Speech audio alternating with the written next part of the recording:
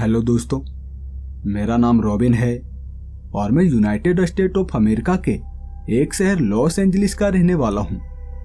मैं यहाँ property dealing का काम करता हूँ। पहले तो मैं ऐसे घरों को खरीदता हूँ जो काफ़ी ज़्यादा पुराने हों और सस्ते कीमत पर मिल रहे हों। फिर बाद में मैं उन घरों में कुछ मरम्मत का काम करवा के उस घर को मनचाहा कीमत में बेचता हूँ। इससे मेरा काफ़ी ज़्यादा फायदा हो जाता है। मैं यहाँ अब तक कई सारे से प्रॉपर्टी को खरीद चुका हूँ और उसे बेच भी चुका हूँ, लेकिन मैं सच बताऊँ तो मेरा अब तक सबसे ज़्यादा फायदा ऐसे घरों में हुआ है जिसमें लोगों का मानना होता है कि वो घर भूतिया है। वो घर को हॉन्टेड समझकर मुझे काफ़ी कम रेट में बेच देते हैं और मैं भी ज़्यादातर ऐसे घर ही खरीदना पसंद करता हूँ, क्योंकि मैं तो जानता हूँ वहाँ कोई भूत प्रेत नहीं होते। मैं ऐसे ही घर को काफ़ी कम कीमत में खरीदता हूँ और उसे महंगे कीमत पर बेचता हूँ। मैं यहाँ इस काम को पूरे 10 सालों से करता आ रहा हूँ और इन 10 सालों में मैं काफ़ी ज़्यादा पैसे भी कमा चुका हूँ। मेरी गिनती अब यहाँ के रईसों में होना शुरू हो गई है। लेकिन इस काम की शुरुआत करने से पहले मेरी ज़िंदगी बहुत ही मुश्किलों से गुजरी है। मुझे आज भी याद है वो दिन जब मैं फुटपाथ पे सोया करता था। 5,000, सिर्फ 5,000 रुपये के लिए मैं 12 घंटे एक होटल में प्लेट धोने का काम करता था। लेकिन एक दिन उसी होटल में एक बिजनेसमैन आदमी आए जिन्होंने मेरे टैलेंट को पहचाना और फिर वो मुझे अपने साथ लेकर आ गए। उन्होंने मुझे बिजनेस के तौर तरीके सिखाए और आज देखो, मेरा खुद का इस शहर में 10 होटल हैं, लेकिन फिर भी मैं प्रॉपर्टी डीलिंग का काम ही करता हूँ। जिसने आपको यहाँ से यहाँ तक पहुँचाया हो, आपको भी उस काम को कभी नहीं छोड़ना चाहिए। और वैसे भी इसमें सिर्फ थोड़े से ही मेहनत में मेरा लाखों का मुनाफा हो जाता है, तो मैं भी भला इस काम को क्यों छोड़ूंगा। मैं यहाँ शहरों में घूमता ही रहता हूँ, दूसरे शहर में जाता ही रहता हूँ, ताकि मुझे वहाँ ऐसा भूतिया घर या पुराना घर मिल जाए जिसे मैं कम कीमत में खरीद सकूं और महंगे रेट पर बेच सकूं। लेकिन मुझे नहीं पता था कि मेरा ये काम मेरी जिंदगी को मौत के कगार पर लाकर खड़ा कर देगी।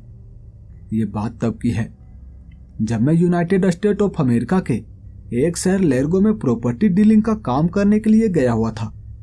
मुझे वहां उस काम को निपटाने में पूरे 2 घंटे का समय लगा। बाद में मैं उस शहर के बाहर वाले इलाके में घूमना चाहता था। मैं वहां देखना चाहता था कि शायद वहां मुझे कोई ऐसा घर मिल जाए जिसे लोग बेचना चाहते हो। वो होता है ना, कुछ लोग जो अपना घर शहर के बाहर तो बनवा लेते हैं, लेकिन वहां हर चीज का व्यवस्था ना होने के कारण वो अपना घर बेचना चाहते हैं, वो किसी और जगह शिफ्ट होना चाहते हैं। यही सोचकर मैं वहां शहर में अपने कार को लेकर घूम रहा था। शहर के बाहर वाले इलाके में घूम रहा था और वहां मुझे ऐसे कई सारे घर मिलते जो काफी ज्यादा पुराने थे। मैं उस घर के मालिक से बात करता, लेकिन सभी का कहना होता कि मैं अपना घर नहीं बेचना चाहता। मैं ऐसे ही वहां अपनी कार को लेकर घूम रहा था, लोगों से बात कर रहा था कि तभी मैं एक ऐसी जगह पर पहुंचा जो देखने में बहुत ही अटपटा सा था। ये शहर का बाहर वाला इलाका था जहां सिर्फ कूड़े कचरे भरे पड़े हुए थे। सभी जगह कचरे की बड़ी बड़ी ढेरियां। शायद पूरे शहर का कचरा यहीं पर आता होगा। मैं वहीं कचरे की एक ढेर पर खड़ा उस ओर देखे जा रहा था। वहां कचरे की ढेर से कुछ ही दूरी पर शायद एक गांव सा बसा हुआ था। वहां लगभग 50 से 60 घर बने हुए थे, लेकिन सारे घर काफी आलीशान। ये देखकर मैं हैरान था, लोग भी अपने घर कहाँ कहाँ बना देते हैं। ऐसी जगह पर तो लोग झोपड़पट्टियां भी बनाना पसंद नहीं करते, लेकिन यहाँ ये इतने सारे आलीशान घर, क्या उन्हें कचरे की बदबू नहीं आती होगी। मैं वहीं कचरे की ढेर पर खड़ा ये सोच रहा था। मैं अपने नाक पर रुमाल रखे हुए था और तभी मेरे दिमाग में एक ख्याल आया, क्यों ना उस गांव में चलकर देखा जाए। यकीनन वहाँ कोई ना कोई तो अपना घर जरूर बेचना चाहता होगा। वहाँ जल्दबाजी में या फिर किसी कारणवश ये लोग अपना घर तो बना लिए होंगे, लेकिन दिन रात इस कूड़े की बदबू आने के कारण कोई ना कोई तो अपना घर जरूर बेचना चाहता होगा। चलता हूँ, उस गांव में चलता हूँ। अगर एक भी घर मैं वहाँ खरीद पाया तो मेरा काफ़ी ज़्यादा फायदा हो सकता है। मैं यही सोचकर उस कूड़े की ढेर के ऊपर से चलता हुआ उस गांव की ओर जाने लगा। लेकिन जैसे ही मैं उस कचरे की ढेर को पार करके, वहाँ 2-4 कचरे की ढेर को पार करके जैसे ही उस गांव में अपना कदम रखा था कि तभी आसमान में बादल छा गए वहाँ पूरे आसमान को काले बादलों ने ढक लिया था और ऐसा लग रहा था कि जैसे कुछ ही समय में यहाँ पर बारिश होना शुरू हो जाएगी। मैं हैरान था, अचानक से पूरे आसमान में ये काले बादल कहाँ से आ गए। अभी तो थोड़ी थोड़ी धूप थी, लेकिन ये बादल, क्या ये मेरा मन का वहम है? शायद मैं उन घरों को देखने में व्यस्त था, इसी वजह से मैं यहाँ के बदलते हुए मौसम पे ध्यान नहीं दे पाया। यही सोचकर मैं उस गांव की ओर आगे बढ़ता चला गया। मैं वहाँ उस रास्ते पर आगे बढ़े जा रहा था। उस रास्ते के किनारे किनारे कई सारे पेड़ लगे हुए थे, ऊंचे ऊंचे घने पेड़, और उन पेड़ों के पत्ते टूटकर वहाँ रास्ते पर बिखरे पड़े थे। ऐसा लग रहा था कि जैसे पतझड़ का मौसम हो और इसी वजह से ये सारे पेड़ के पत्ते टूटकर यहाँ नीचे गिर गए हों। मैं हैरान था, अभी तो ठंड का मौसम है, फिर भी ये सारे पेड़ के पत्ते ऐसे टूटकर जमीन पर कैसे गिर गए हैं। वो पेड़ भी मुझे पहचान में नहीं आ रहे थे कि ये पेड़ कौन से हैं। और मैं सोचने लगा, हो सकता है शायद ये पेड़ ही ऐसे होंगे जिनके पत्ते ठंड के मौसम में ही झड़ जाते होंगे। मैं यही सोचता हुआ उस रास्ते पर आगे बढ़ता जा रहा था, लेकिन जैसे ही मैं उस गांव में बने एक घर के पास पहुंचा और जब मैंने उस घर के डिजाइन को देखा, उसे मैं देखकर हैरान था। इतने अच्छे घर के डिजाइन, मैं इतने अच्छे घर के डिजाइन आज तक कभी देखा ही नहीं। ऐसी डिजाइन तो हमारे शहरों में भी देखने को नहीं मिलती, और यहाँ ऐसे छोटे मोटे गांव में इतने अच्छे घर की डिजाइन कैसे, किसने बनाया होगा इसे। मैं ये सोच ही रहा था कि तभी वहाँ उस घर का ओनर जो दरवाजे पर खड़ा था, वो मुझसे कह रहा था, आइए घर के अंदर आइए। वहाँ एक अधेड़ उम्र का व्यक्ति था जो मुझे अपने घर आने को कह रहा था, लेकिन तभी मैं वहाँ उसी घर के बगल वाले घर को देखा। वहाँ पे भी एक अधेड़ उम्र का व्यक्ति था जो मुझे अपने घर में बुला रहा था, और उसका घर भी बहुत ज़्यादा आलीशान। सबसे ज़्यादा आलीशान तो उस गांव में उस बूढ़े व्यक्ति का घर था। जो इस घर के बगल वाला घर था वो सबसे ज़्यादा आलीशान देखने में लग रहा था। और मैं सोचने लगा, अगर उस बूढ़े व्यक्ति का घर मुझे मिल जाए, इस घर का बगल वाला घर मुझे मिल जाए, तो मेरा बहुत ज़्यादा फायदा हो सकता है। इस घर को मैं मनचाहा कीमत में बेच सकता हूँ। यकीनन कोई भी इंसान, कोई भी अमीर व्यक्ति मुंह मांगा कीमत इस घर के बदले मुझे देने के लिए तैयार रहेंगे, क्योंकि ये घर ही ऐसा है। इस घर का डिजाइन बेशकीमती है। इतनी लाजवाब डिजाइन ऐसा घर कहाँ मिलता है शहरों में। इस घर के लिए मुझे कोई भी मनचाहा कीमत देगा। मुझे कुछ भी करके उस घर को खरीदना ही होगा। मैं यही सोच रहा था कि तभी मेरा ध्यान पड़ा वो अधेड़ उम्र का व्यक्ति जो मुझे बार बार बुलाया जा रहा था अपने घर के अंदर। और मैं सोचने लगा, क्या मैं इसके घर के अंदर जाऊं या फिर मैं उस बूढ़े व्यक्ति के घर के अंदर जाऊं। वो भी तो मुझे बार बार बुलाए जा रहे हैं, और उनका घर जो मुझे सबसे ज़्यादा पसंद है, मैं उनके घर को खरीदना चाहता हूँ। नहीं, उससे पहले मैं इस अधेड़ उम्र के व्यक्ति के घर चलता हूँ, क्योंकि मैं इनके घर के पास खड़ा हूँ और इन्होंने ही तो पहले मुझे बुलाना शुरू किए थे। सबसे पहले मैं इनके घर ही चलता हूँ, इनसे बात करता हूँ। बाद में उस बूढ़े व्यक्ति के पास भी जाऊँगा, उनसे भी बातें करूँगा। हो सकता है वो अपना घर बेचने को मान जाए, लेकिन उससे पहले मैं इस अधेड़ उम्र के व्यक्ति के पास चलता हूँ, इन्हें अपने बातों के जाल में फंसाता हूँ। हो सकता है ये अगर सही कीमत पर मुझे अपना घर बेचने को तैयार हो जाए, तो मैं दोनों व्यक्ति का घर खरीद लूँगा। इस अधेड़ उम्र के व्यक्ति का भी घर खरीद लूँगा और उस बूढ़े व्यक्ति का भी घर खरीद लूँगा। मैं यही सोचकर उस अधेड़ उम्र के व्यक्ति के घर चला गया। पहले तो वो मुझे एक सोफा पर बिठाए और कहने लगे, बताओ कैसे आना हुआ इस गांव में। वो मुझसे ऐसा सवाल कर रहे थे और मैं भी सोचने लगा, अब इनसे क्या कहूँ। अब इनसे डायरेक्ट ये तो नहीं कह सकता कि मुझे आपका घर चाहिए, मुझे आपके घर को खरीदना है। मैं उनसे कहने लगा, आपके घर का डिजाइन बहुत अच्छा है, कौन से इंजीनियर से बनवाया है आपने, मुझे भी ऐसा घर बनवाना है। अब मेरे इस बात को सुनकर वो अधेड़ उम्र का व्यक्ति वो मुझसे कहने लगे, क्या सच में तुम्हें ये घर पसंद आया? क्या तुम इस घर को खरीदना चाहोगे? देखो मैं बहुत ही कम कीमत में तुम्हें ये घर बेच दूंगा।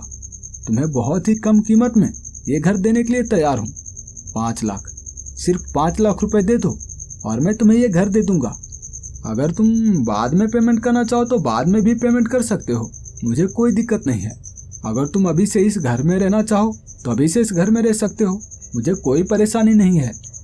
वो अधेड़ उम्र का व्यक्ति मुझसे ऐसा कह रहे थे और मैं भी हंसते हुए उनसे कहने लगा, अच्छा मजाक करते हैं, आपका बहुत बहुत शुक्रिया जो आपने मुझे इस घर में आने दिए, मुझे आप इस घर में रहने के लिए कह रहे हैं, आपका बहुत बहुत धन्यवाद।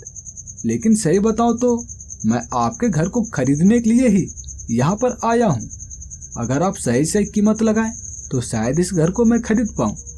मैं ऐसा उस अधेड़ उम्र के व्यक्ति से कह रहा था और वो भी मेरी इस बात को सुनकर कहने लगे, बोला ना 5 लाख, सिर्फ 5 लाख रुपए देने हैं तुम्हें, वो भी तुम बाद में दे सकते हो, मुझे कोई परेशानी नहीं है। वो अधेड़ उम्र का व्यक्ति मुझसे ऐसा कह रहे थे और मैं उनसे कहने लगा, सही बताइए ना, क्यों मजाक कर रहे हैं? तो फिर से उस अधेड़ उम्र का व्यक्ति का कहना था, 5 लाख, सिर्फ 5 लाख रुपए, मैं सीरियसली कह रहा हूँ।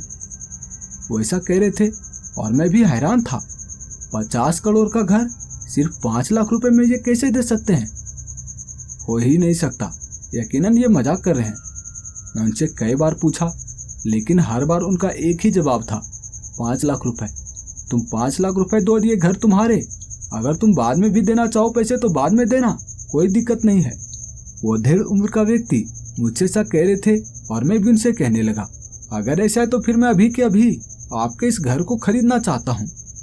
अब मेरे इस बात को सुनकर वो व्यक्ति भी जैसे बहुत ज़्यादा खुश हो गए थे और वो कहने लगे, रुको, मैं प्रॉपर्टी के कागजात लेकर आता हूँ, उस पर तुम बस एक हस्ताक्षर कर देना, उसके बाद ये घर आज से तुम्हारा हो जाएगा। मैं भी खुश था। ठीक है, फिर लेकर आइए, आप अपने प्रॉपर्टी के कागजात लेकर आइए। मैं उनसे ऐसा कहा और वो एक लॉकर से प्रॉपर्टी के कागजात लेकर आ गए और वो मुझे देते हुए कहने लगे, लो, तुम इस पर अपना हस्ताक्षर कर दो। हस्ताक्षर करते ही आज से तुम इस घर के मालिक बन जाओगे। वो अधेड़ उम्र का व्यक्ति मुझसे ऐसा कह रहे थे और मैं उनसे कहने लगा, देखिए, मैं आपके घर को भी खरीदना चाहता हूँ, लेकिन उस बूढ़े व्यक्ति का घर जो कि आपके घर के बगल वाला है, लेकिन उसका घर काफी आलीशान है, आपके घर से भी अच्छा है, मैं उनके घर को भी खरीदना चाहता हूँ। मैं ऐसा उस अधेड़ उम्र के व्यक्ति से कह रहा था और मेरी इस बात को सुनकर उनका स्वभाव जैसे पहले थोड़ा सा बदल सा गया। वो मुझ पर गुस्सा हो गए और वो मुझसे कहने लगे, देखो, तुम यहाँ पर किसी एक व्यक्ति का ही घर खरीद सकते हो, एक ही घर खरीद सकते हो, एक घर से ज्यादा तुम नहीं खरीद सकते। वो अधेड़ उम्र का व्यक्ति मुझसे ऐसा कह रहे थे और मैं उनसे कहने लगा, ये क्या बात हुई, मैं 2 घर क्यों नहीं खरीद सकता? अगर मैं 2 घर के पैसे दूंगा तो मैं 2 घर भी तो खरीद सकता हूँ ना। अब मेरी इस बात को सुनकर वो कहने लगे, ये यहाँ का नियम है। वो अधेड़ उम्र का व्यक्ति मुझसे ऐसा कह रहे थे और मैं उनसे कहने लगा, ये क्या नियम हुआ, एक ही घर खरीद सकते हो? अब मेरे इस बात को सुनकर वो जैसे थोड़ी देर के लिए चुप हो गए और थोड़ी देर सोचने के बाद वो कहने लगे, हाँ, ऐसा कोई नियम नहीं है, यहाँ पे तुम चाहो तो 3-4 घर भी खरीद सकते हो, 2-3 घर खरीद सकते हो, पैसे तो तुम दोगे ना। तुम चाहे यहाँ पर 3 घर खरीदो, 4 घर खरीदो, कोई दिक्कत नहीं है, लेकिन उससे पहले तुम मेरे इस प्रॉपर्टी को खरीद लो, मेरे इस घर को खरीद लो, यहाँ इस प्रॉपर्टी के कागज पर साइन कर दो, हस्ताक्षर कर दो। वो अधेड़ उम्र का व्यक्ति मुझसे ऐसा कह रहे थे और मैं उनसे कहने लगा, लेकिन उससे पहले मैं जरा उस बूढ़े व्यक्ति से मिल लूँ, आपके घर के बगल वाला जो पड़ोसी है, मैं उनसे मिल लूँ, उसके बाद मैं आपके घर भी आऊँगा, आपके भी प्रॉपर्टी को खरीदूंगा। मैं इतना बोलकर उनके घर से बाहर जाने लगा, लेकिन मेरी इस बात को सुनकर वो जैसे थोड़ा सा गुस्सा हो गए। वो कहने लगे, अरे तुम पहले मेरे इस प्रॉपर्टी को खरीद लो, मैं प्रॉपर्टी के कागज निकाल कर रखा हूँ, तुम्हें इस पर साइन करने में क्या जा रहा है, एक हस्ताक्षर ही तो करना है। मैं उनसे कहने लगा, लेकिन उससे पहले मैं जरा उनसे भी तो बात कर लूँ, मैं उनके प्रॉपर्टी के बारे में जान लूँ, वो कितने कीमत पर बेचने वाले हैं, उसके बाद ही मैं आपके इस प्रॉपर्टी के कागज पर साइन कर पाऊंगा। मैं ऐसा उस अधेड़ उम्र के व्यक्ति से कह रहा था और मेरी इस बात को सुनकर वो भी कहने लगे, लेकिन तुम किस बूढ़े व्यक्ति की बात कर रहे हो, कौन सा पड़ोसी? मेरा तो कोई पड़ोसी है ही नहीं, यहाँ इस पूरे गांव में मेरे अलावा कोई नहीं रहता, यहाँ इस पूरे गांव में सिर्फ मैं ही रहता हूँ और यहाँ कोई नहीं रहता। वो अधेड़ उम्र का व्यक्ति मुझसे ऐसा कह रहे थे और मैं उनसे कहने लगा, कैसी बातें कर रहे हो आप? मैं भी जब आया था तभी तो उस घर पर एक बूढ़ा व्यक्ति खड़ा था और वो मुझे अपने घर बुला रहा था, लेकिन मैं सबसे पहले आपके घर आया, मैं आपसे बातें किया, लेकिन मैं अब उस बूढ़े व्यक्ति के घर जा रहा हूँ उनसे बातें करने। वो मुझे रोकते रहे, लेकिन मैं उनके घर से बाहर आ गया और सबसे पहले मैं उस बूढ़े व्यक्ति के घर पहुंचा। वो भी दरवाजे पर खड़ा मुझे बुलाए जा रहे थे। मैं उनके घर पहुंचा और वो मुझसे कहने लगे, बैठो बैठो, बहुत देर कर दी तुमने, मैं कब से तुम्हारा यहीं इसी दरवाजे पर खड़ा इंतजार कर रहा था। तुम उस घर में गए और वहाँ तुम बहुत देर कर दिए, किससे बातें कर रहे थे तुम उस घर में? वहाँ तो कोई नहीं रहता। वो बूढ़ा व्यक्ति मुझसे ऐसा कह रहे थे और मैं उनसे कहने लगा, आप भी कैसी बातें कर रहे हैं। एक तो वो अधेड़ उम्र का व्यक्ति, वो मुझसे कह रहा था कि आप उस घर में नहीं रहते, आपका ये घर पूरा खाली है, यहाँ कोई नहीं रहता। और आप भी ऐसी बातें कर रहे हैं कि उस घर में कोई नहीं रहता, वहाँ एक अधेड़ उम्र का व्यक्ति रहता है ना, उनसे तो मैं मिलने गया था। अब मेरे इस बात को सुनकर वो बूढ़ा व्यक्ति मुझसे कहने लगा, हाँ अच्छा, वो अधेड़ उम्र का व्यक्ति जो उस घर में रहता है। मैं भी, मेरा ये बूढ़ा दिमाग जैसे सठिया सा गया है, भूलने की आदत सी पड़ गई है मुझे। वो बूढ़ा व्यक्ति मुझसे ऐसा कह रहे थे और मैं उनसे कहने लगा, कोई बात नहीं, मैं आपके इस घर के बारे में आपसे पूछना चाहता हूँ। आपके घर का डिजाइन बहुत अच्छा है, किससे बनवाया है आपने? मुझे भी उस इंजीनियर का पता बता दीजिए, मुझे भी ऐसा घर बनवाना है। अब मेरे इस बात को सुनकर वो बूढ़ा व्यक्ति मुझसे कहने लगे, अगर तुम्हें ये घर पसंद है तो तुम मेरा ही घर खरीद लो ना, तुम क्या इंजीनियर के चक्कर में पड़े हो? लो मेरा ही घर खरीद लो, मैं तुम्हें काफी कम कीमत में बेचने को तैयार हूँ। सिर्फ 2 लाख रुपए, 2 लाख रुपए दे दो और मैं तुम्हें ये घर दे दूंगा।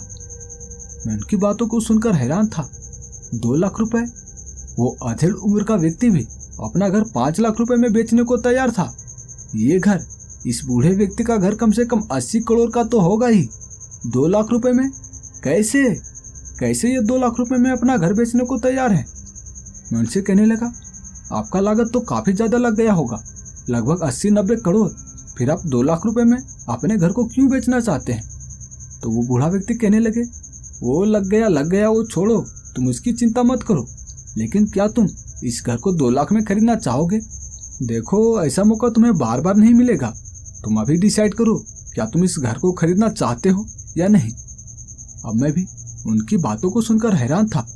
मैं उनसे कहने लगा, हाँ, मैं अभी के अभी आपके इस घर को खरीदना चाहता हूँ, लेकिन मैं पैसे आपको अभी नहीं दे पाऊंगा। मैं आपको पैसे कल दे दूंगा, कल आकर यहाँ आपको पैसे दे दूंगा।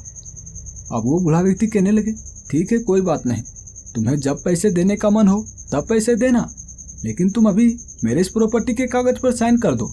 मैं प्रॉपर्टी का कागज लेकर आता हूँ, उस पर तुम साइन करो, उसके बाद ही ये घर तुम्हारा। वो मुझसे ऐसा कह रहे थे और मैं उनसे कहने लगा, लेकिन आपका घर बेचने का कारण क्या है? आप घर बेचना क्यों चाहते हैं? तो उनका कहना था, ये कूड़े कचड़े का बदबू बहुत ज्यादा बेकार है, दिन भर नाकों पर पड़ती रहती है, रात में भी अच्छे से सो नहीं पाता हूँ। इसी वजह से मैं यहाँ इस प्रॉपर्टी को बेचना चाहता हूँ। मैं शहर में अपना घर खरीद लूंगा, मैं वहाँ घर बनवा लूंगा। वो बूढ़ा व्यक्ति मुझसे ऐसा कह रहे थे और मैं भी खुश था। चलो कोई बात नहीं, कभी ना कभी तो यहाँ से इस कचरे की ढेर को हटाया जाएगा, कभी ना कभी तो यहाँ पे विकास का काम किया जाएगा और उसके बाद मैं इस घर को बेचूंगा। उसके बाद इस घर की कीमत करोड़ों में होगी। 100 करोड़ से कभी भी मैं इस घर की कीमत कम नहीं लूंगा। चाहे मैं इस घर को 1 लाख में खरीदूं, 2 लाख में खरीदूं या 10 लाख में खरीदूं, मैं इस घर को करोड़ों में ही बेचूंगा।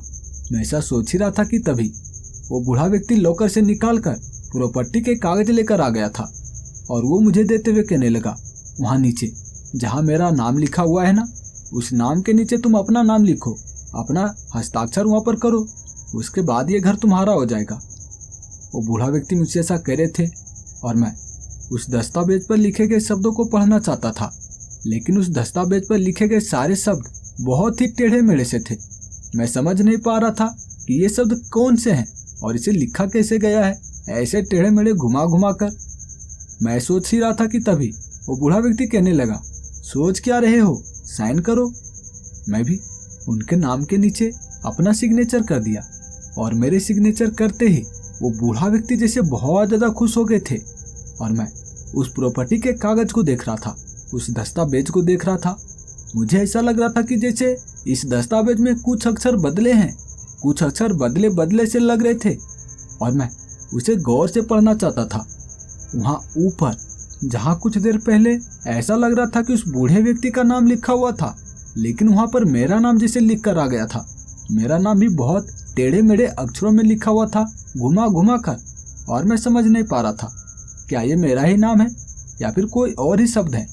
वो बूढ़ा व्यक्ति कहने लगा, क्या देख रहे हो, ये तुम्हारा नाम वाम नहीं है, ये यहाँ पे पहले से लिखे गए शब्द हैं, तुम इस पर ज्यादा ध्यान मत दो।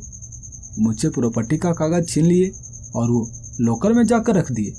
वो कहने लगे, देखो अब तुम्हें टेंशन लेने की कोई ज़रूरत नहीं है। आज से घर तुम्हारा हो चुका है, तुम इस घर में आराम से रहना। लेकिन कुछ नियम, जो इस घर के कुछ नियम हैं वो मैं तुम्हें बता देता हूँ। देखो, तुम कभी भी इस घर के छत पर मत जाना। वहाँ बाहर काफ़ी तेज तेज हवाएं चलती रहती है, तेज आंधियाँ आती रहती है, जिससे तुम्हें नुकसान पहुँच सकता है। वो बूढ़ा व्यक्ति मुझसे ऐसा कह रहे थे और मैं उनसे कहने लगा कि आप भी कैसी बातें कर रहे हैं, मैं तो अभी बाहर से ही होकर आया हूँ। मैं बाहर से ही तो होकर आया हूँ ना, वहाँ तो मध्यम मध्यम से भी हवाएं नहीं चल रही थी, और आप कह रहे हैं कि बाहर आंधियाँ चलती है, वो भी ठंड के मौसम में आंधियाँ। लगता है आपका दिमाग सच में बूढ़ा होने के कारण काम करना बंद कर दिया है। मैं ऐसा उस बूढ़े आदमी से कह रहा था और वो भी हंसते हुए कहने लगे, बच्चे, तुम्हें भी पता चल जाएगा यहाँ के नियम कानून। तुम यहाँ पर रहने वाले हो, अब तुम्हें भी सब पता चल जाएगा। समय के साथ तुम्हें भी सारी जानकारियाँ मिल जाएगी। मैं तो चलता हूँ, कई सालों से मैं इस घर से बाहर तक नहीं निकल पाया हूँ। जाता हूँ मैं शहरों में, तुम यहाँ इस घर में रहो, आराम से रहो, चिंता करने की कोई ज़रूरत नहीं है, बिल्कुल भी टेंशन नहीं लेना, घबराना मत कभी भी। वो इतना बोलते हुए उस घर से बाहर जाने लगे और मैं उनसे कहने लगा, अरे रुकिए, जाने से पहले कुछ बताकर तो जाइए कि इस घर में ज़रूरत की सामानें कहाँ कहाँ पर पड़ी हुई है। क्या इस गांव में कोई दुकान भी है या नहीं? खाने पीने की चीज़ें मुझे कहाँ से लानी पड़ेगी? मैं उस बूढ़े व्यक्ति से ऐसा कह रहा था, लेकिन वो बूढ़ा व्यक्ति चलते हुए घर से बाहर हो गया। मैं भागकर उसे पूछना चाहता था कि भले ही आप मुझे कुछ मत बताइए, लेकिन जाने से पहले ये तो बता दीजिए कि मुझे राशन का सामान कहाँ मिलेगा, यहाँ दुकान कहाँ पर है। मैं यही पूछने के लिए वहाँ दरवाजे तक पहुँचा। मैं दरवाजे के इधर ही, मैं घर के अंदर से ही झाँक कर देख रहा था कि वो बूढ़ा व्यक्ति कहाँ गया, लेकिन वो बूढ़ा व्यक्ति जैसे वहाँ से गायब सा हो गया था। वो अचानक से जैसे कहीं चला गया था। मैं हैरान था, आखिर इतनी जल्दी वो बूढ़ा व्यक्ति कहाँ जा सकता है? क्या वो यहाँ के किसी घर के अंदर घुस गया? जाने दो, अगर मैं यहाँ पर घर खरीद लिया हूँ तो मैं राशन का सामान भी खरीद ही सकता हूँ। मुझे यहाँ दुकान का भी पता चल ही जाएगा। शाम के वक्त मैं बाहर निकलूँगा, उसके बाद मैं राशन का सामान खरीद कर लाऊंगा। मैं यही सोचते हुए उस घर में घूमने लगा, वहाँ के बेडरूम को देखने लगा। यहाँ पे बहुत सारे लग्जरी बेडरूम थे और मैं उन बेडरूम को देखने लगा। वहाँ कई सारे बेडरूम का दरवाज़ा खुला हुआ था और मैं सारे बेडरूम के अंदर जा कर देख रहा था। सारे बेडरूम के अंदर कई सारे महंगे महंगे सामान पड़े हुए थे। सभी बेडरूम के अंदर महंगी महंगी लाइटें लगाई गई थी। बेडरूम के अंदर झूमर जो कि सोने के लग रहे थे, वहाँ पे बनाई गई पेंटिंग जो कि चांदी से मड़े हुए थे। और मैं ऐसे ही एक एक करके सारे बेडरूम के अंदर घूमता जा रहा था। मैं काफ़ी ज़्यादा खुश था, आज तो मेरा करोड़ों का फायदा हुआ है। मैं यही सोचते हुए बेडरूम के अंदर घूमता जा रहा था, लेकिन एक बेडरूम जिसका कि दरवाज़ा बंद था। और तब मेरा ध्यान पड़ा, वहाँ दरवाजे को खोलने के लिए फिंगरप्रिंट लॉक लगा हुआ था। वहाँ फिंगरप्रिंट लॉक लगाया गया था और मैं सोचने लगा, यहाँ पर तो उस बूढ़े व्यक्ति का फिंगरप्रिंट लगा होगा। अगर मेरा यहाँ पर फिंगरप्रिंट लगा ही नहीं होगा तो ये दरवाज़ा खुलेगा कैसे? चलो कोई बात नहीं, सबसे पहले मैं अपना फिंगरप्रिंट लगा के देखता हूँ, हो सकता है ये दरवाज़ा खुले। अगर नहीं खुलेगा तो पासवर्ड फॉरगेट करने का तो ऑप्शन आएगा। अगर फॉरगेट करने का ऑप्शन नहीं आया तो सेट करने का ऑप्शन आएगा। उसके बाद मैं अपना फिंगरप्रिंट इसमें सेट करूँगा, उसके बाद दरवाज़ा खोलूँगा। हो सकता है ऐसा कुछ हो सकता है। मैं यही सोचते हुए उस पर अपना फिंगरप्रिंट लगाया और फिंगरप्रिंट लगाते ही वो दरवाज़ा खुल गया। मैं हैरान था, कैसा नकली सा ये फिंगरप्रिंट लॉक लगाया हुआ है, सभी के फिंगरप्रिंट से ये दरवाज़ा खुल जाता है। मैं यही सोच रहा था और मैं उस बेडरूम के भी अंदर गया। ये वाला बेडरूम भी लग्जरी था और मैं उसी बेडरूम में, उसी कमरे में वो जो बड़ा सा खिड़की लगा हुआ था, मैं उसी खिड़की से बाहर की ओर झांकने लगा। लेकिन जैसे ही मैं बाहर की ओर झांका तब मेरा वहाँ ध्यान पड़ा, वहाँ बाहर जैसे काफ़ी तेज तेज आंधियाँ चले जा रही थी। ये बर्फ की चलने वाली आंधियाँ, ऐसा लग रहा था कि जैसे आसमान से छोटे छोटे बर्फ के ओले पड़ रहे हों और काफ़ी तेज आंधियों के साथ वो ओले हवा में इधर उधर उड़ रहे हों, इधर उधर बिखेर रहे हों। मैं वहीं उसी खिड़की पर खड़ा बाहर की ओर झाँक कर देख रहा था। ऐसा लग रहा था कि जैसे शाम का वक्त हो चुका है। मैं घड़ी में टाइम देखा, सच में समय शाम के 6 बजे का था। मैं सोचने लगा शाम तो हो ही चुका है, बाहर भी काफी तेज आंधियां चले जा रही है, मुझे भूख तो लगी है ही नहीं, इसलिए चलता हूँ, अब सीधा आराम करता हूँ। कल सुबह के वक्त मैं उस बूढ़े अंकल से मिलने जाऊंगा, उस अधेड़ उम्र के व्यक्ति से मिलने जाऊंगा और उनसे भी उनके घर के बारे में बात करूंगा, उनके भी घर को खरीदूंगा और उसके बाद मैं अपने शहर वापस लौट जाऊंगा। वहाँ शहर में ही ऐसे व्यक्ति को ढूंढूंगा जिन्हें की घर की जरूरत हो, जो घर खरीदना चाहते हो। मैं उनको ढूंढकर यहाँ पर लेकर आऊंगा और उन्हें ये घर काफी महंगे रेट में बेचूंगा। मैं यही सोचते हुए उसी कमरे में वो जो बड़ा सा बेड लगा हुआ था उसी पर जाकर लेट गया और मुझे थोड़ी ही देर में नींद आ गई। लेकिन कुछ ही देर बाद जब मेरी आंख खुली तो मुझे ऐसा लग रहा था कि जैसे मेरा पूरा का पूरा बेड, मेरा पूरा का पूरा शरीर जैसे किसी दलदल में धंसा हो। ये पूरा का पूरा घर जैसे दलदल में धंसा हुआ हो और ऊपर से पड़ने वाली गर्मी, ऐसा लग रहा था कि जैसे गर्मी का मौसम आ गया हो और तपती हुई सूरज की रोशनी जो मेरे शरीर को जलाने की कोशिश कर रही हो। मैं समझ नहीं पा रहा था ये क्या हो रहा है, क्या ये मेरा सपना है? यकीनन ये मेरा सपना ही होगा क्योंकि मैं तो बेड पर सोया हुआ था, फिर ये मैं दलदल में कैसे आ सकता हूँ? लेकिन मैं अपना हाथ पांव मारने की कोशिश किए जा रहा था पर मैं अपने सपने से बाहर आ ही नहीं रहा था। मैं बहुत प्रयास किया कि मैं किसी तरह से अपने सपने से बाहर आऊं, लेकिन मैं अपने सपने से बाहर आ ही नहीं पा रहा था। वहां ऐसा लग रहा था कि जैसे मेरा पूरा बेड दलदल में समाये जा रहा है और अब मुझे सांस लेने में भी तकलीफ होना शुरू हो गई थी। ऐसा लग रहा था कि मैं पूरी तरह से दलदल में धंस चुका हूँ और अब मैं सांस भी नहीं ले पा रहा हूँ। मैं काफी ज्यादा परेशान हो चुका था और मैं अपना हाथ पांव काफी तेजी से मारने लगा। मैं अपना हाथ पांव काफी तेजी से मारता रहा लेकिन मेरी आंखें खुली ही नहीं। मेरी आंखें खुली सुबह के वक्त जब मैं अपने बेड पर ही लेटा हुआ था और तब मेरे पूरे शरीर पर पसीना था, मेरा पूरा शरीर पसीने से लथपथ था और तब मेरी नजर पड़ी वहीं खिड़की से बाहर की ओर। खिड़की के बाहर काफी तेज सूरज की रोशनी जो जमीन पर पड़े जा रही थी और उसी सूरज की रोशनी के वजह से यहाँ गर्मी काफी तेज पड़ रही थी और मैं हैरान था, अभी तो सुबह का वक्त है, फिर सूरज की रोशनी इतनी तेज कैसे हो सकती है? मैं घड़ी में टाइम देखा और घड़ी में टाइम जब मैंने देखा तो मैं दंग रह गया। ये रात के लगभग 2 बजे का समय था लेकिन यहाँ आसमान में तपते हुए सूरज।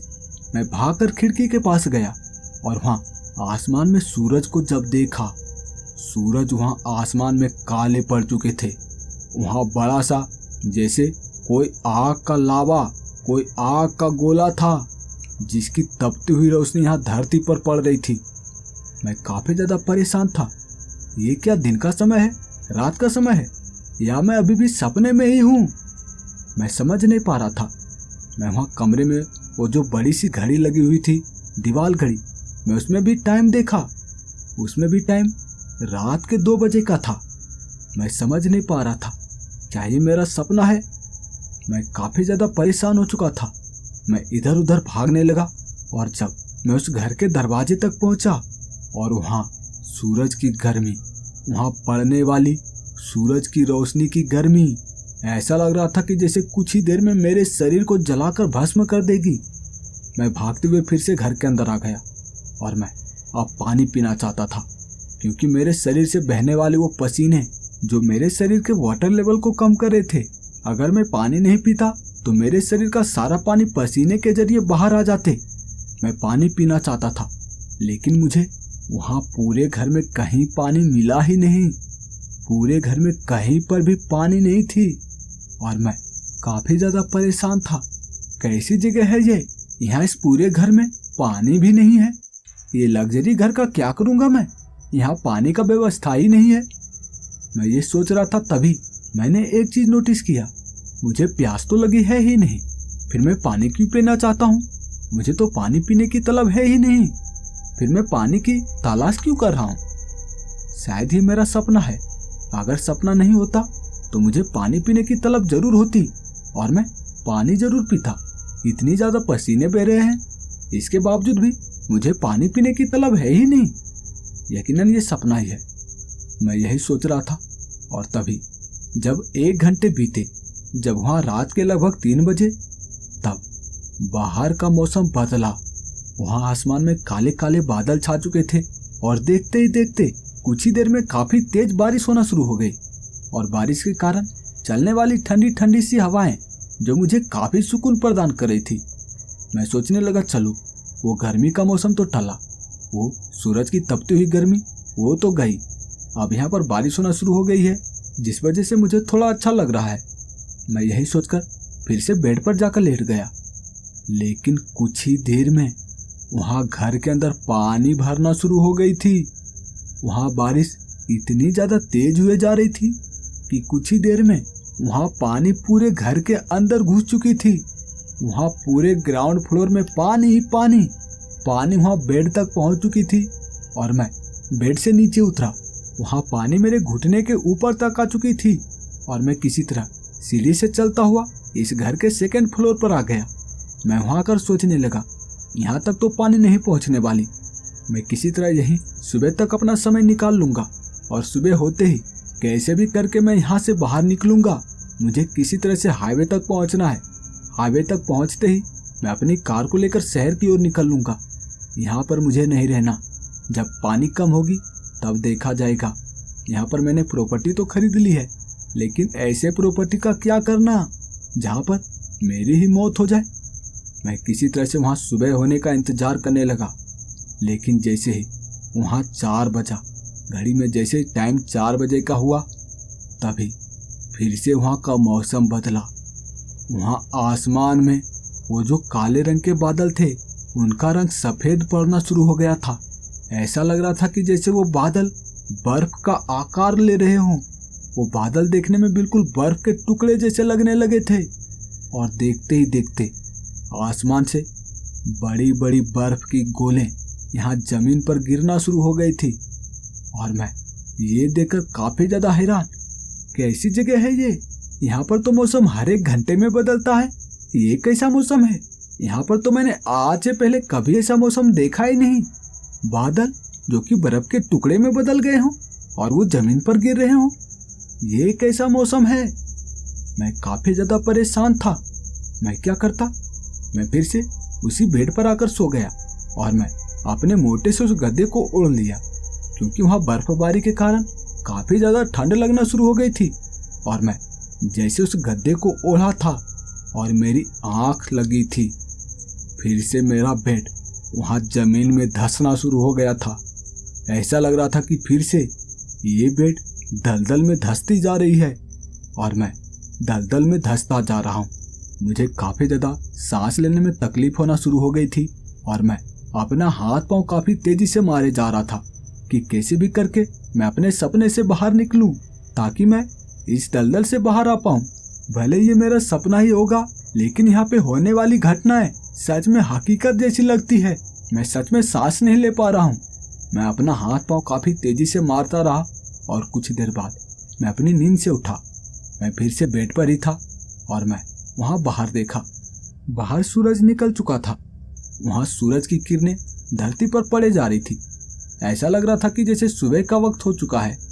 मैंने घड़ी में टाइम देखा, सच में घड़ी में सुबह के 6 बजे का समय था और मैं सोचने लगा, चलता हूँ, बाहर चलता हूँ। बाहर मैंने जमीन पर देखा, वहां पे ना तो कोई बर्फ थी और ना ही वहां पे पानी का जमाव। यहाँ पे जितनी भी बारिश हुई थी, जितने भी बर्फ के गोले गिरे थे, सब जैसे गायब हो चुके थे। मैं समझ नहीं पा रहा था, क्या मैं इतनी देर से सपना देख रहा था? चलता हूँ, बाहर चलता हूँ और जल्दी से इस गांव से बाहर निकल जाता हूँ, अपने शहर में पहुंच जाता हूँ। लेकिन जैसे ही मैं 2nd फ्लोर से नीचे आया और जैसे इस घर से बाहर निकलने की कोशिश किया, मुझे तेज झटका सा लगा और मैं 4 कदम पीछे आकर गिरा था। मैं जैसे अपने कदम उस घर से बाहर की ओर रखने की कोशिश किया था, मुझे काफी तेज झटका लगा था और मैं समझ नहीं पाया ये क्या हुआ। मैं घर से बाहर निकलने की कोशिश किया तो मुझे झटका कैसे लगा? क्या यहाँ पर कोई इनविजिबल दीवार है? मैं फिर से उस घर से बाहर निकलने की कोशिश करने लगा। मैं इस बार अपना हाथ धीरे धीरे करके उस दरवाजे के करीब लेकर गया। मैं अपना हाथ उस दरवाजे के जरिए बाहर की ओर करना चाहता था। वो दरवाजा तो खुला हुआ था, लेकिन फिर भी मैं अपना हाथ बाहर की ओर कर रहा था। लेकिन जैसे ही मेरा हाथ थोड़ा सा ही बाहर हुआ था, मुझे फिर से काफी तेज झटका लगा और मैं फिर से 4 कदम पीछे आकर गिरा था।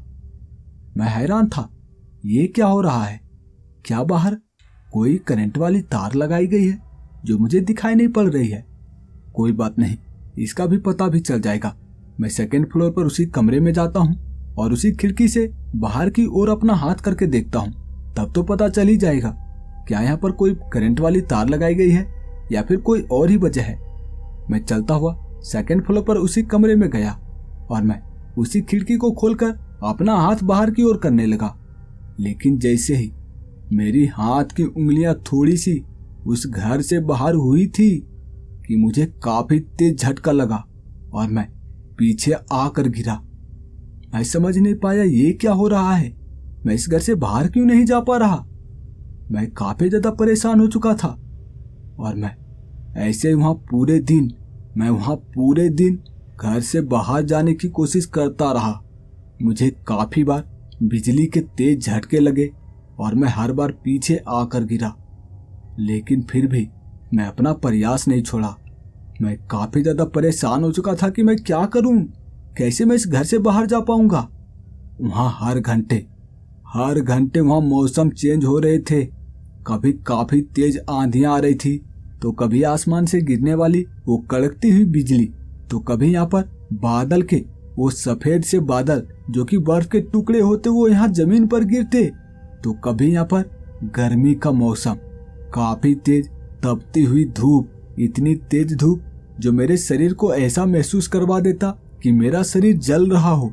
यहाँ पर ऐसे मौसम चेंज हो रहे थे और मैं उस घर से बाहर जाने की कोशिश कर रहा था, लेकिन मेरे लाख कोशिश करने के बावजूद भी मैं उस घर से बाहर ही नहीं जा पाया। मैं सोचने लगा कि यहाँ जो पड़ोस वाले अंकल हैं, वो जो अधेड़ उम्र का व्यक्ति है, मैं उन्हें आवाज लगाता हूँ, हो सकता है वो मेरी कुछ मदद कर पाए। मैं उन्हें आवाज लगाता गया, लेकिन वो अपने घर से बाहर ही नहीं निकले। वहां पे कोई भी व्यक्ति अपने घर से बाहर ही नहीं निकला और मैं समझ नहीं पा रहा था, क्या वो भी मेरी तरह अपने घर से बाहर नहीं निकल सकते? क्या वो भी अपने घर में कैद हैं? मैं हैरान था, मैं समझ नहीं पा रहा था। और तभी मेरा ध्यान पड़ा उस लॉकर का जिसमें इस घर के पहले मालिक ने प्रॉपर्टी के कागजात रखे थे। मैं उस लॉकर में जाकर देखना चाहता था। यकीनन वहां पे कुछ ना कुछ तो ऐसा मिलेगा, या फिर मैं उस प्रॉपर्टी के कागज में लिखे गए शब्दों को ही समझने की कोशिश करूंगा। हो सकता है उससे कुछ मेरी मदद हो जाए। मैं चलता हुआ उस लॉकर के पास गया और उस लॉकर को खोला। लॉकर खोलते ही वहां पे कई सारे कागज रखे हुए थे, कई सारे प्रॉपर्टी के कागजात रखे हुए थे। और तभी वहां मैंने देखा, वहां एक बड़ी सी डायरी रखी हुई थी और मैं उस डायरी को निकाला। उस डायरी को निकालकर उसे पढ़ना चाहता था कि इसमें क्या लिखा हुआ है। और तब जब मैंने उस डायरी को पलटा, वहां पे लिखे गए शब्द सारे अंग्रेजी में थे और मैं उन शब्दों को साफ साफ समझ पा रहा था, उसे साफ साफ पढ़ रहा था। यहाँ पर लिखे गए शब्द, जो भी वहां पर लिखे हुए शब्द थे, उसे इस घर के पहले मालिक ने लिखा था और मैं उन शब्दों को पढ़ने लगा। वहां पे लिखा गया था, ये जो गांव है, ये कोई गांव नहीं है, असल में ये कोई अलग ही दुनिया है। यहाँ जो कोई भी आता है और अगर वो एक बार इस घर को खरीद लेता है, यहाँ के प्रॉपर्टी को खरीद लेता है, तो वो हमेशा के लिए यहीं का बनकर रह जाता है। वो चाहकर भी यहाँ से तब तक बाहर नहीं जा सकता जब तक कि कोई और आकर उसके प्रॉपर्टी को ना खरीद ले, जब तक कि उसका वो प्रॉपर्टी कोई और ना खरीद ले।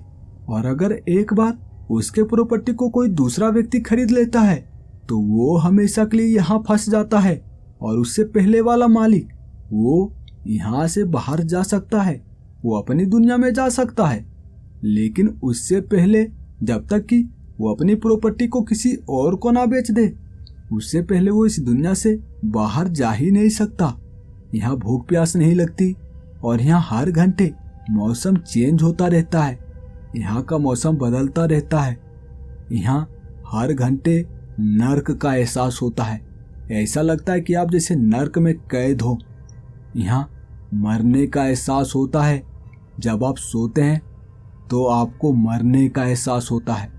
आपको ऐसा लगेगा कि आप मरने वाले हैं। आपकी सांसें बंद हो जाएगी और आप यहाँ सो तक नहीं सकते।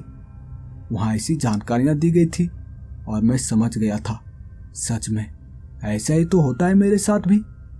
मैं क्या करूं?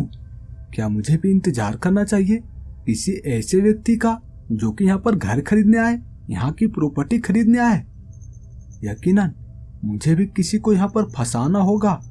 उससे पहले शायद मैं भी यहाँ से बाहर नहीं निकल सकता। मैं वहाँ पे इंतजार करने लगा। वहाँ इंतजार करता रहा। वहाँ लगभग 1 महीने बाद एक व्यक्ति आया था जो वहाँ पे प्रॉपर्टी खरीदना चाहता था, वहाँ के घर को खरीदना चाहता था। वो मेरे ही घर में आया था और मेरे ही इस घर को खरीदना चाहता था। वो मुझसे कह रहा था कि आपका ये घर बहुत ही लाजवाब है, आपके घर की डिजाइन बहुत ही अच्छी है। और मैं जानता था यकीनन ये भी इस घर को खरीदना चाहता है। मैं उससे कहने लगा, आप ये घर खरीदना चाहते हैं? तो कहने लगा, हाँ मैं इस घर को खरीदना चाहता हूँ। मैं उससे कहने लगा, ठीक है तो फिर 6 लाख रुपए दीजिए और आप इस घर को खरीद लीजिए। वो भी मान गया था और वो मुझसे कहने लगा, ठीक है फिर मैं आपको ऑनलाइन पेमेंट कर देता हूँ। वो उस घर को खरीदना चाहता था, लेकिन शायद मैं उससे उस घर को बेचना नहीं चाहता था, क्योंकि मैं जानता था अगर ये यहाँ पर फंसा तो शायद कभी नहीं निकल पाएगा। इसे भी वो तकलीफें झेलनी पड़ेगी जिसे मैंने झेला है। मैं इसे फंसाना नहीं चाहता। मैं वहां कोई और ही तरकीब लगाने लगा। मैं सोचने लगा, इसके साथ बाहर निकल कर देखता हूँ, हो सकता है मैं इसके साथ यहाँ से बाहर निकल पाऊं। मैं उसे कहने लगा, ठीक है फिर आप कल आइएगा, कल मैं आपको ये प्रॉपर्टी आपके नाम कर दूंगा। वो व्यक्ति भी मान गया था और वो कहने लगा, ठीक है फिर मैं जाता हूँ, कल आऊंगा। मैं भी उससे कहने लगा, रुकिए मैं भी आपके साथ चलता हूँ, मुझे भी शहर के कुछ काम है और मैं आपके साथ शहर जाना चाहता हूँ। मैं उसके कंधों पर अपना हाथ रख दिया। मैं उसके कंधे पर हाथ रख दिया और उसके साथ चलते हुए उस घर से बाहर निकला। और मैं उस घर से बाहर निकल पाया था। मुझे कोई बिजली का झटका नहीं लगा था और मैं चलता हुआ उस गांव से बाहर की ओर निकल रहा था। बाहर काफी बड़े बड़े बर्फ के गोले गिर रहे थे। वहां बर्फ के गोले की आंधियां चल रही थी और मैं उस आदमी से पूछ रहा था, यहाँ पर क्या बर्फ का गोला गिर रहा है? यहाँ पे ठंड का मौसम है? तो उस व्यक्ति का कहना था, नहीं, यहाँ पर तो आसमान में सूरज उगे हुए हैं, यहाँ पर सूरज की रोशनी पड़ रही है, आप बर्फ के गोले की बात क्यों कर रहे हैं? मैं उसे कुछ बताना नहीं चाहता था। मैं उसे कहने लगा, इस घर में देखो, इस घर में कोई है भी या नहीं? तो उस आदमी का कहना था, हाँ इस घर में वो दरवाजे पर एक अधेड़ उम्र का व्यक्ति खड़ा है जो मुझे बुला रहा है, इस घर के अंदर आने के लिए कह रहा है। मैं उसे कहने लगा, नहीं तुम उस पर ध्यान मत दो, चलते रहो। फिर मैं उसके कंधे पर हाथ रखे हुए उस गांव के बाहर वाले इलाके में पहुंच गया था। वहां सभी जगह बर्फ ही बर्फ, वहां बर्फ की चादर पूरी जगह धरती पर बिछी हुई लग रही थी। और मैं सोच रहा था, यहाँ पर तो वो कचरे की ढेरियां होनी चाहिए थी, बड़ी बड़ी कचरे की ढेरियां, लेकिन यहाँ पर तो सभी जगह बर्फ की चादर बिछी हुई है। मैं उस लड़के से पूछने लगा, क्या तुम्हें यहाँ पर कोई कचरे की ढेरियां दिखाई पड़ रही है, बड़ी बड़ी कचरे की ढेरियां? तो उस व्यक्ति का कहना था, हाँ वो सामने रहा ना, क्या हो गया आपको, आपको वो ढेरियां दिखाई नहीं पड़ रही? मैं उसे क्या कहता? मैं उसे कहने लगा, हाँ वो सामने रहा ना। वो भी कहने लगा, चलिए चलिए वहां से शहर जाने का रास्ता है। वो मुझे अपने साथ लेकर चलता जा रहा था और जैसे ही कुछ दूर आगे पहुंचा था कि मुझे काफी तेज झटका लगा था। वो व्यक्ति मुझसे अलग हो गया था और वो वहां से गायब हो गया था। मेरी आंखें बंद हो गई थी। मुझे ऐसा लगा कि मैं जमीन पर गिर पड़ा हूं। और जब मेरी आंखें खुली तो मैं उसी घर के अंदर था। मैं समझ गया कि मैं चाहे कुछ भी कर लूं, इस दुनिया से बाहर नहीं जा सकता। वो व्यक्ति तो वहां से चला गया, वो व्यक्ति तो यहां से इस दुनिया से बाहर चला गया, लेकिन मैं इसी घर में कैद हो गया, इसी दुनिया में कैद हो गया दोबारा से। मैं समझ नहीं पा रहा था, मुझे यहाँ पर किसी को तो फंसाना ही होगा, किसी ना किसी को तो अपना प्रॉपर्टी उसके नाम पर लिखना होगा, उसे बेचना ही होगा, तभी मैं यहां से बाहर जा सकता हूं। मैं क्या करूं? क्या वो कल आएगा? क्या वो व्यक्ति फिर से कल आएगा इस प्रॉपर्टी को खरीदने के लिए? शायद नहीं, क्योंकि अब तक तो उसे ये पता चल गया होगा कि ये दुनिया नकली है। हो सकता है वो कल आए, कल का इंतजार करता हूं।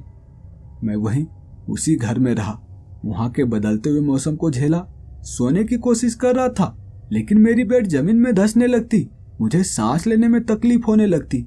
मैं किसी तरह से सपने से बाहर आ पाता। मैं इसी तरह वो पूरा दिन निकाला और अगले दिन इंतजार कर रहा था कि शायद वो इस घर को खरीदने आएगा। वो व्यक्ति शायद इस घर को खरीदने आएगा, लेकिन वो आया ही नहीं। उसे शायद पता चल चुका था कि ये नकली दुनिया है। वो यहाँ जिस दुनिया में आया था वो कोई असल की दुनिया थी ही नहीं। शायद उसे ये बात पता चल गई होगी।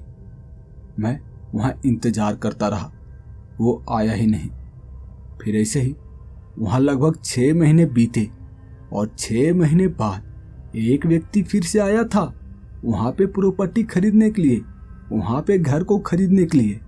वो मेरे ही घर में आया, क्योंकि मेरा ये घर उस गांव का सबसे बढ़िया घर था, सबसे आलीशान घर, सबसे अच्छे डिजाइन वाला। वो मेरे घर में आया और वो मुझसे कहने लगा, भाई साहब आप अपनी प्रॉपर्टी क्या बेचना चाहते हैं? मैं आपके घर को खरीदना चाहता हूँ। मैं उससे कहने लगा, हाँ मैं इस घर को बेचना तो चाहता हूँ, लेकिन शायद कम कीमत पे इस घर को मैं बेच नहीं पाऊंगा। आपको कम से कम 10 लाख रुपए तो लगेंगे ही। मैं यहाँ जल्दबाजी में इस घर को बना लिया, लेकिन मैं अब यहाँ नहीं रहना चाहता, मैं शहर में रहना चाहता हूँ। वो व्यक्ति भी कहने लगा, ठीक है भाई साहब दे दीजिए, मैं आपके इस घर को खरीदना चाहता हूँ। आप कहें तो मैं अभी ऑनलाइन पेमेंट आपको कर देता हूँ। मैं अभी के अभी 10 लाख रुपए आपको देने के लिए तैयार हूँ। वो व्यक्ति मुझसे ऐसा कह रहा था और मैं उसे कहने लगा, ठीक है आप पेमेंट की चिंता मत कीजिए, मैं आपसे पेमेंट कल भी आकर ले सकता हूँ, लेकिन उससे पहले आप ये प्रॉपर्टी के कागजात पे साइन कर दीजिए। मैं उसे प्रॉपर्टी का कागज देते हुए कहने लगा, आप यहाँ नीचे साइन कीजिए, जहाँ पर मेरा नाम लिखा हुआ है ना, उसके नीचे साइन कर दीजिए। साइन करते ही ये घर आपका हो जाएगा। वो व्यक्ति भी जल्दबाजी में मेरे नाम के नीचे साइन कर दिया और साइन करते ही मैं काफी ज्यादा खुश हो चुका था। मैं जानता था कि अब मैं शायद इस दुनिया से बाहर निकल पाऊंगा। मैं उसे कहने लगा, ठीक है फिर आप रहिए, आज से ये घर आपका है। और एक खास बात, चाहे कुछ भी हो आप घबराइएगा बिल्कुल नहीं, क्योंकि घबराहट के कारण भी कभी कभार इंसान काफी ज्यादा डिप्रेशन में चला जाता है, उसकी मौत भी हो सकती है। मैं उससे ऐसा कह रहा था और वो व्यक्ति हैरान था। वो कह रहा था, मैं घबराऊंगा क्यों, ये घर तो इतना अच्छा है, मैं यहाँ पर आराम से रहूंगा। मैं भी उसे कहने लगा, ठीक है फिर रहिए, मैं चलता हूँ।